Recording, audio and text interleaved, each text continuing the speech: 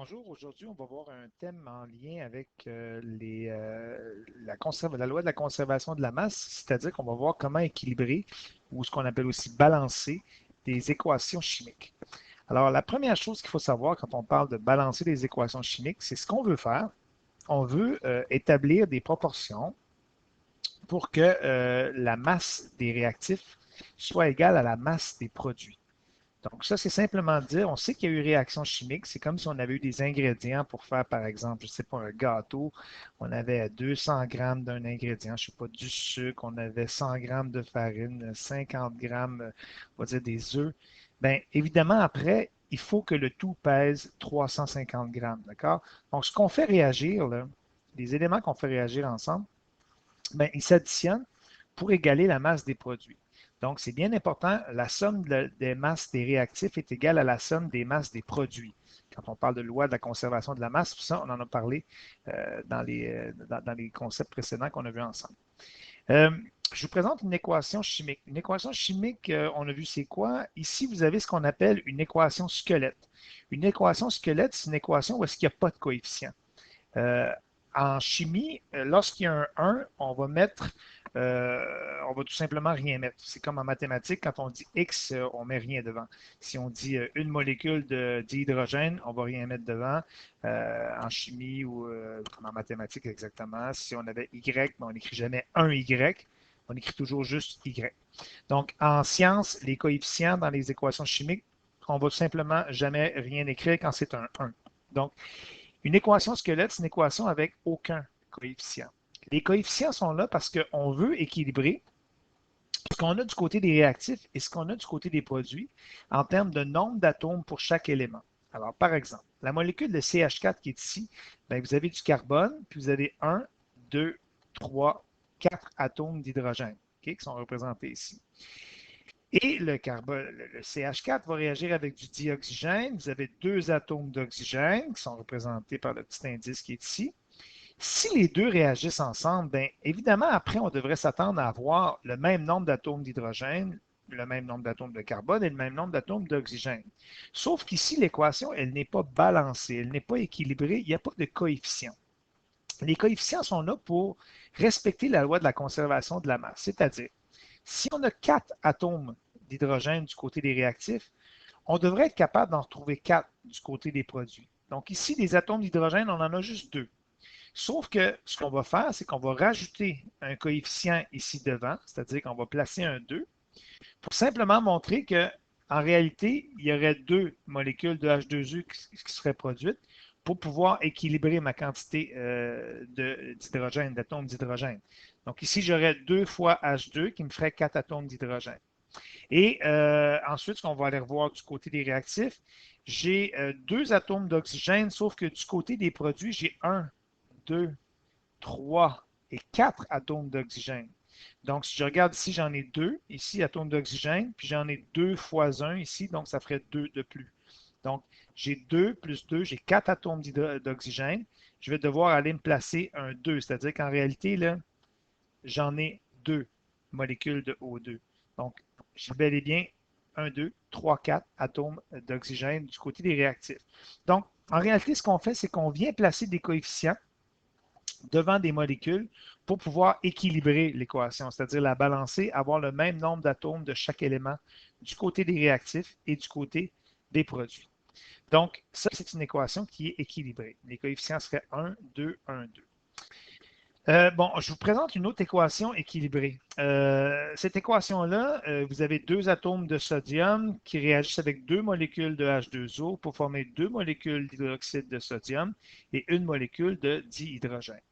Euh, la première chose qu'on va remarquer ici, c'est que le nombre d'atomes y est respecté. C'est-à-dire, on a deux atomes de sodium du côté des réactifs, on a deux atomes de sodium du côté des produits, on a quatre atomes d'hydrogène. Regardez, 2 fois H2, ça me fait 4.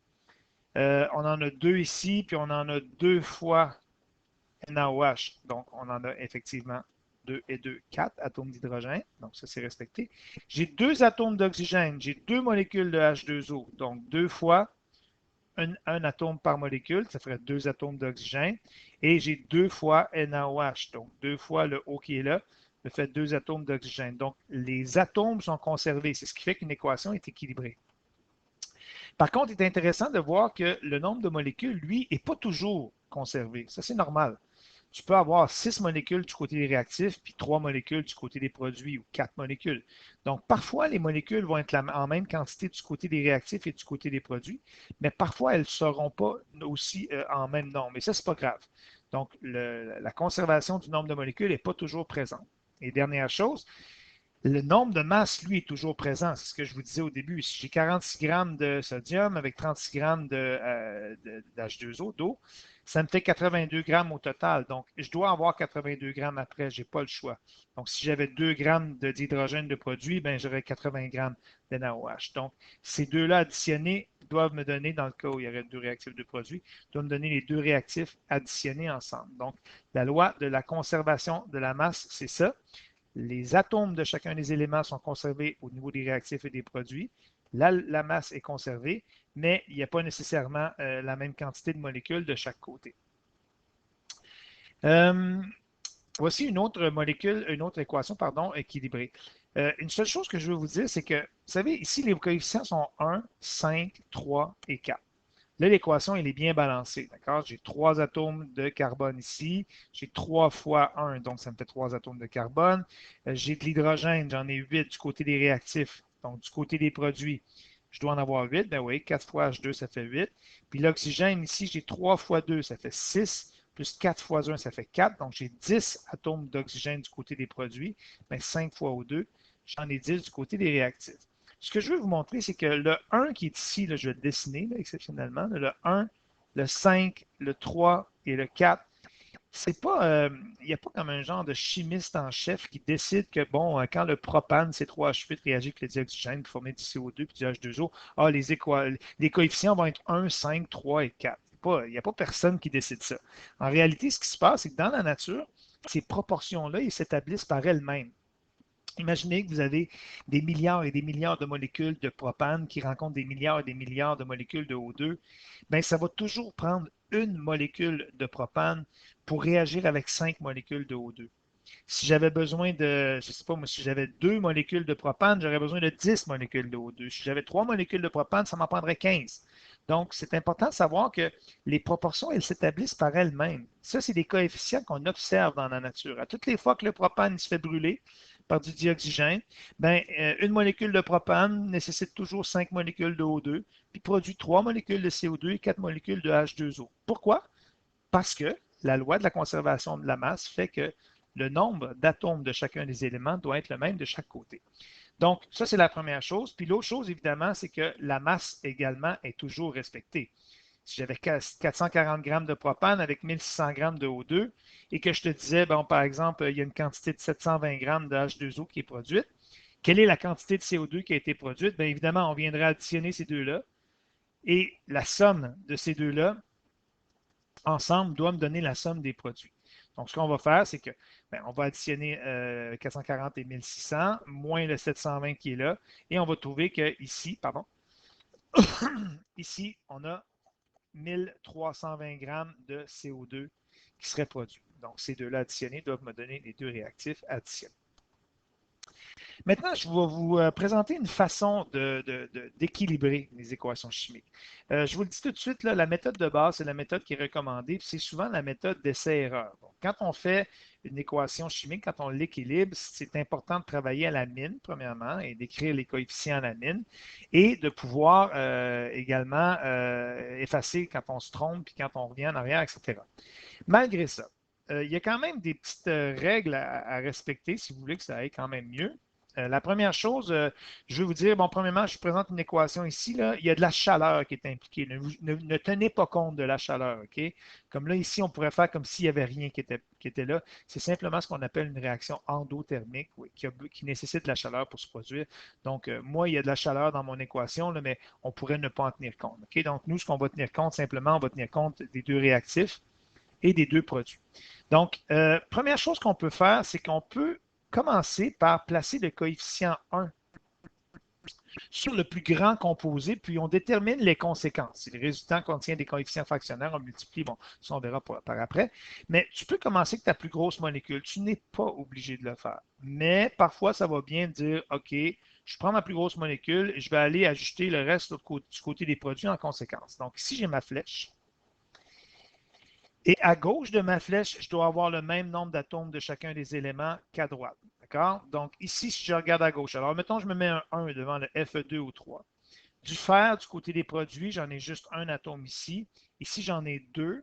Donc, ce que je vais faire, je vais venir placer un 2 devant le fer. Et puisque j'ai 3 oxygènes, je vais venir placer un 3 devant mon H2O parce que ce qui m'intéresse ici, c'est les oxygènes. D'accord? Donc, de cette façon-là, mon fer est équilibré et l'oxygène est également équilibré. Et là, ce que je vais faire, c'est que je vais terminer avec H2. Bon, le dihydrogène, j'en ai combien du côté des réactifs? J'ai une molécule de H2. Je vais aller voir quel est le coefficient que je vais aller placer ici. Je regarde du côté des produits, je n'ai pas d'hydrogène ici. J'ai 3 fois H2. Ça veut dire que j'ai 6 atomes d'hydrogène ici. Donc, comment je ferais pour en avoir 6? Tout simplement, je vais aller placer un 3 devant ma molécule de H2.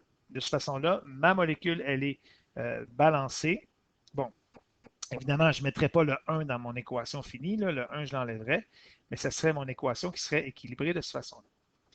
Une autre chose qui peut être intéressante de faire, je vous donne 3 règles. Alors, la première, c'est de conserver les molécules les plus simples, exemple ayant un seul élément pour la fin.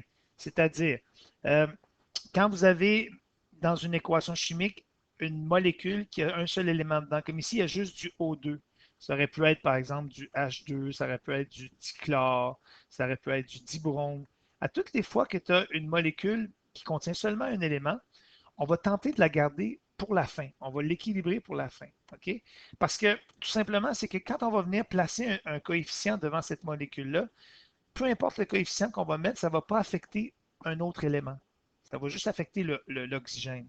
Et si on se garde ça pour la fin, parce qu'une fois qu'on a équilibré chacun de nos atomes pour tous les éléments, euh, on ne veut pas déséquilibrer tout ça en plaçant un coefficient devant une molécule qui aurait plusieurs éléments. Donc, vous allez voir, il y a beaucoup de logique là-dedans. Alors, la première affaire qu'on fait, numéro 2, première affaire que j'ai dit, c'est qu'on se garde l'oxygène pour la fin. Deuxième conseil, commencer par la molécule la plus complexe, lui attribuer le coefficient de 1. Dans ce cas-ci, ce serait celle-ci, ce serait la plus complexe. Tenter de trouver les autres coefficients à partir de celle-ci. Dans le cas, et ça c'est intéressant, numéro 3, dans le cas où aucun coefficient entier n'est possible, attribuer un coefficient fractionnaire, 2,5, 3,5, 4,5, et multiplier ensuite toute l'équation par 2 pour établir des coefficients entiers. Vous allez voir, on va le faire ensemble. Alors, première chose qu'on fait ici, on identifie un 1 devant cette molécule-là. Bon, 1 fois F2. Donc, du fer, j'en aurais besoin de 2 du côté des réactifs. Donc, je m'en vais à gauche de la flèche. Ce que je vais faire, puisque j'en ai besoin de 2, on garde celui-là pour la fin. Je vais aller me placer un 2 pour avoir mes deux atomes de fer qui soient équilibrés. Ensuite, si je regarde mon soufre, j'ai 2 molécules de FeS2. Donc, ça va me faire 4 atomes de soufre. D'accord? Ici, j'en ai pas, donc je m'en vais du côté des produits. Mon soufre est ici. Ce que je vais faire, c'est que je vais ajouter un 4 devant. Là, ce qui est intéressant de faire, c'est vu que je vais garder mes oxygènes pour la fin, je vais aller voir j'ai combien d'oxygène du côté de ma réaction, du côté des produits. Donc, ici, j'ai 1 fois 3, donc j'ai 3 oxygènes là. Ici, j'ai 4 fois O2, ça me fait 8 oxygènes. Donc, en tout, du côté des produits, j'ai 11 oxygènes. Donc, je dois en avoir 11 du côté des réactifs. Sauf que, vu que j'ai un coefficient qui est de 2, ici, j'ai un indice qui est de 2, je ne pourrais jamais avoir un coefficient un coefficient entier qui va multiplier 2, qui va donner 11. C'est à ce moment-là que je vais mettre ce que j'appelle un coefficient fractionnaire. Donc, le coefficient fractionnaire, qu'est-ce qui multiplié par 2 va donner 11? Ce serait 5,5. Donc, dans ce cas-ci, si vous regardez l'équation telle qu'elle est présentée maintenant, évidemment, j'ai mis un 1 ici, là, à la fin, on l'enlèverait, on l'effacerait. Mais cette équation-là, elle est balancée. 5,5 fois 2, ça me ferait 11 atomes d'oxygène. Sauf que on va va pas laisser ça comme ça. Vous savez, en mathématiques, là, que je dise x est égal à 3y, je pourrais multiplier tous les termes de l'équation par 2, OK? Puis ça dresserait la même équation. Ça me ferait simplement 2x est égal à 6y. Ça, c'est deux équations qui sont semblables. Je pourrais encore une fois multiplier par 2 tous les membres de l'équation, mais j'aurais 4x qui serait égal à 12y. Puis ça, c'est encore une fois la même équation. Donc, cette équation-là ou cette équation-là, c'est la même équation. En chimie, je peux faire la même chose. Je peux multiplier chacun des membres de l'équation par le même facteur, puis ça ne va rien changer à mon équation chimique. Ça ne va rien évidemment changer aux proportions. Donc, tout ce que je fais, c'est que je multiplie par 2. On doit multiplier tous les termes par 2 pour éliminer le coefficient qui est fractionnaire, donc le 5,5. Donc, 2 ici multiplié par 2 va me donner 4. 5,5 multiplié par 2 me donne 11. 1 multiplié par 2 me donne 2. 4 multiplié par 2 me donne 8. Encore une fois, le terme chaleur, on n'en tiendra pas compte ici, d'accord? Donc, c'est simplement une réaction qu'on appelle une réaction exothermique. Ne vous en faites pas avec le terme de chaleur ici, ce n'est pas à considérer. Donc, vous avez l'équation qui est équilibrée ici. Donc, parfois, pour se sortir du trouble, on va mettre un coefficient fractionnel. Maintenant, on va aller voir ce que Kaléidoscope dit à la page 111. Donc, à la page 111 dans Kaléidoscope, c'est exactement ce que je viens de parler. Donc, on vous parle du balancement des équations chimiques. Vous pourrez le lire. On vous donne un exemple ici avec l'octane, la réaction de combustion de l'octane, un petit peu plus loin. On vous parle de qu'est-ce qu'est le balancement des équations chimiques. Bien, le balancement des équations chimiques, c'est simplement d'ajouter des coefficients à chacun des termes des réactifs et des produits pour avoir une équation qui est balancée. On vous donne ici une équation squelette, d'accord? Une équation squelette, c'est bien important, c'est une équation qui n'a pas de coefficient. Regardez, il n'y a rien ici devant. Cette équation-là, évidemment, elle n'est pas balancée. Vous avez les réactifs que je vais vous faire en jaune. Ça, c'est mes réactifs. Et du côté d'une équation squelette, si on regarde avant la réaction, ce qui se trouve avec les réactifs, ben, j'ai 8 atomes de carbone ici qui sont là. J'ai 18 atomes d'hydrogène, j'ai 2 atomes d'oxygène. Puis du côté des produits, ben, ça ne balance pas. Vous voyez, du carbone, j'en ai seulement un atome, C. J'ai O2, j'ai deux atomes d'hydrogène, puis j'ai un oxygène. Oups, excusez-moi. Voilà. J'ai un oxygène qui est placé ici,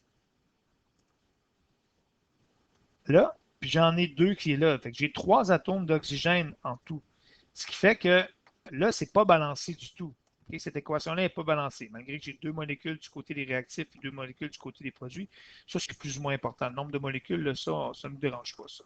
C'est jamais vraiment balancé. Ce qui est important, c'est le nombre d'atomes du côté des réactifs et du côté des produits pour chaque élément. Lui, il doit être le même. Donc, cette équation-là ici, qui est l'équation squelette, ben, elle n'est pas balancée. Okay? L'équation que vous avez à gauche, là, l'équation que vous avez à gauche, elle n'est pas balancée. L'équation que vous avez à droite, elle est balancée. Si on regarde du côté des réactifs, on a mis des coefficients. Donc, du côté des réactifs, nos coefficients ont fait que 2 fois C8H18 plus 25O2 m'ont donné 16 atomes de carbone, 36 d'hydrogène et 50 d'oxygène. Mon 16 CO2 et mon 18 H2O fait que je vais avoir le même nombre. Okay? Donc 16 carbone, 32 oxygène, plus les 18 qui sont là, ça fait 50, etc., etc. Donc, le but d'équilibrer une équation chimique, c'est de trouver comment faire pour aller placer les bons coefficients au bon endroit. Donc, ce qu'on va faire, nous, c'est qu'on va vous donner une équation squelette avec aucun coefficient. Et vous allez utiliser la petite technique que je vous ai montrée pour essayer de le balancer et de trouver quels sont les coefficients. Avec parfois l'essai-erreur, et c'est tout à fait correct. Donc, voilà pour ça. On vous donne des exemples. Vous les lirez à la page 112. Dans celui-ci, je crois qu'on vous dit aussi comment utiliser les coefficients fractionnaires. Vous voyez? Donc, quand on a l'équation squelette qui est ici rapidement, là, on prend celui C8H18. Donc, eux, ils ont mis un coefficient de 1 pour le gros. Et ensuite, ils ont tenté d'aller équilibrer. Ils ont vu le carbone qui est là. On est allé mettre un 8 pour équilibrer mes 8 carbone. Ensuite de ça, j'ai 18 hydrogènes. Vu que j'ai un 2 ici, je suis allé mettre un 9 pour avoir mes 18 hydrogènes. J'ai gardé l'oxygène pour la fin, vous voyez ici. Et gardé les molécules simples comme O2 pour la fin. Eux, ils vous le disent aussi. Ensuite de ça, là, vous voyez, c'est intéressant. On a utilisé un coefficient fractionnaire, c'est-à-dire que si on regarde la quantité d'oxygène, ici, j'ai 8 fois O2. Ça va faire 16 oxygènes, plus 9 fois 1, 9. Ça fait 25 oxygènes. OK? Du côté des produits. Sauf que moi, je dois avoir 25 oxygène du côté des réactifs. Sauf que j'ai un 2 ici. Tu sais, je ne peux pas faire, pour obtenir mon 25, là, en passant 25 divisé par 2, ça ne fait pas 13,5, ça fait 12,5. Attention, hein? Voilà. Donc, je ne pourrais jamais multiplier 2 pour avoir 25. Sauf que je suis obligé d'aller écrire 25 demi. Moi, je préfère écrire 12,5. Qu'est-ce qui multiplié par 2 donne 25? C'est 12,5. Donc, vous mettez votre 12,5 qui est là, ou votre 25 demi, puis après, ce que vous faites, c'est que vous multipliez par 2 partout.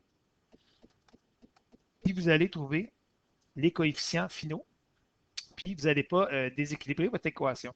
Donc, si on multiplie par 2 partout, on aurait le 1 qui est là qui va me donner un 2. Le 2 fois 25 demi, évidemment, ça fait 25.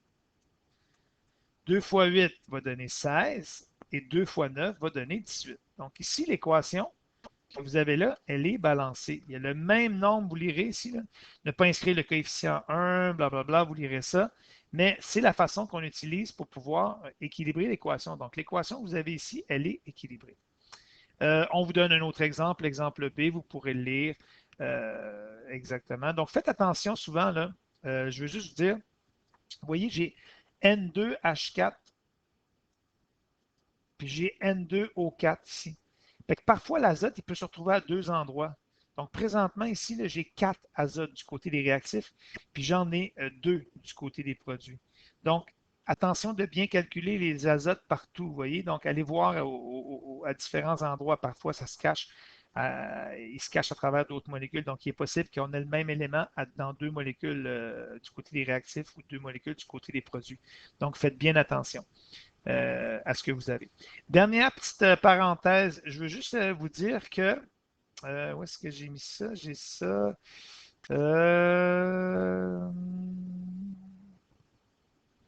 Vous voyez? Ah oui.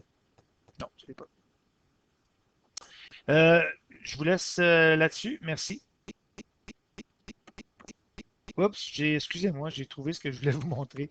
Je voulais vous montrer simplement que, voyez-vous, AlNO3 trois fois, donc trinitrate d'aluminium. C'est important, je sais que vous le savez pour la plupart, mais je veux juste faire un rappel. Là. Si j'ai un 3 devant une parenthèse, ça multiplie toute la parenthèse.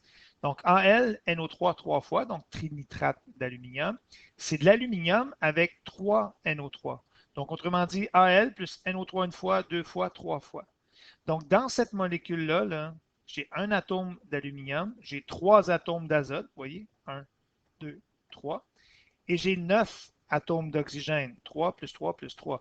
Donc, le 3 ici se distribue sur toute la parenthèse. Très important quand vous venez le temps d'équilibrer les équations. Merci.